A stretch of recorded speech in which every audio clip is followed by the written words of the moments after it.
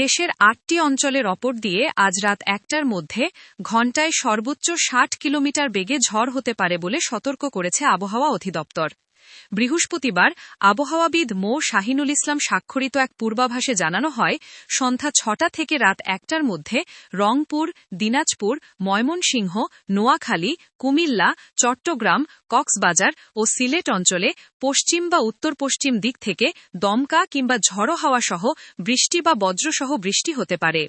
এ সময় বাতাসের গতি ঘণ্টায় ৪৫ থেকে ৬০ কিলোমিটার পর্যন্ত উঠতে পারে বলে জানানো হয়েছে।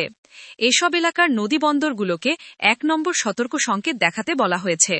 এদিকে আবহাওয়ার আরেক পূর্বাভাসে বলা হয়েছে, আগামী ২৪ ঘণ্টায় দেশের বিভিন্ন বিভাগে অস্থায়ীভাবে দমকা হাওয়াসহ বৃষ্টি কিংবা বজ্রসহ বৃষ্টির সম্ভাবনা রয়েছে। কোথাও কোথাও হতে পারে শিলাবৃষ্টিও।